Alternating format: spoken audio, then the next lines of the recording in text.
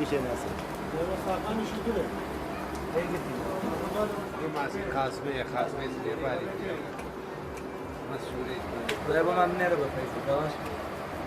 وقت ماسی زریبار لزریبار هروای بقلا بگیرن یر ماسی که طبیعیه آوی شیرینه ماسی زور جوانه بو کباب کردن هر زور جوانه بو مخصوصا بو کباب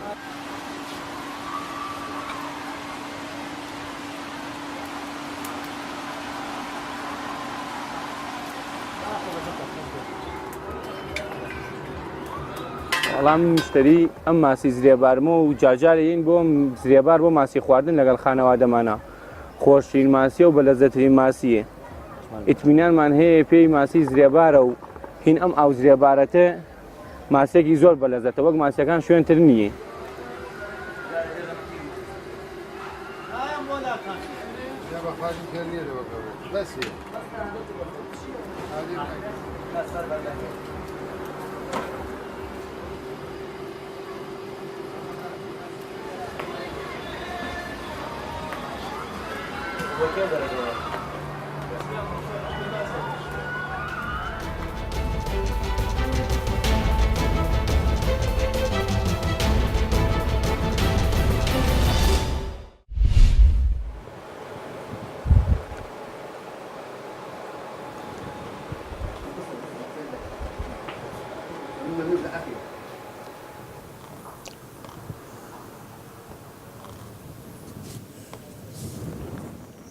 خۆشترین کات لە ژیانم وەیە قەڵەمەکە بەدەستمەوە بێ وەرەقەیەک لە ژێر دەستما بێ لەگەڵ حیبرەکە بنووسم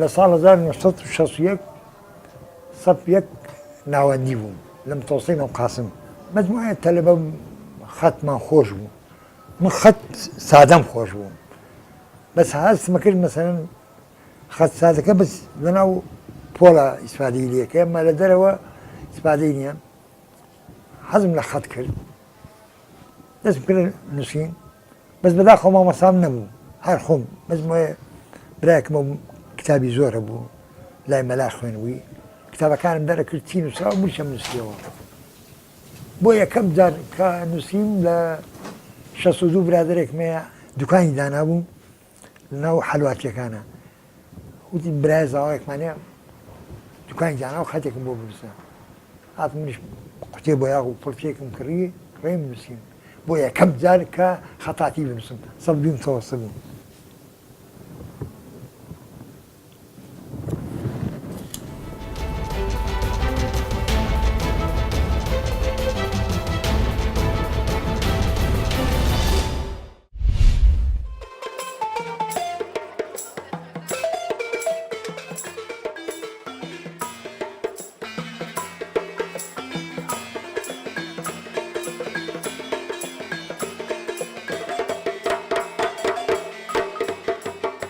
Und ich will sagen, es ist eine sehr schöne Musik und eine sehr schöne Stadt.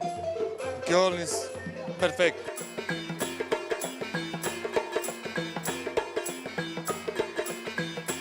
Ich wohne hier in Köln und ich finde diese Musik sehr, sehr schön. Das erinnert mich auch an Brasilien. Das ist sehr, sehr schön hier in der Stadt. Und heute ist ein wunderschönes Tag und die Musik passt perfekt.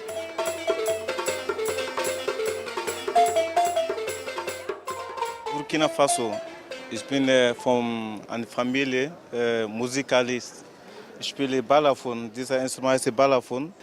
Die ist gebaut, die Tonne ist oben, unten sind die Kürbis. Also ich habe das gebaut mit meiner Stimme, wie kann singen, die Stimme klingt genau wie meine Stimme. Das ist afrikanisches Klavier.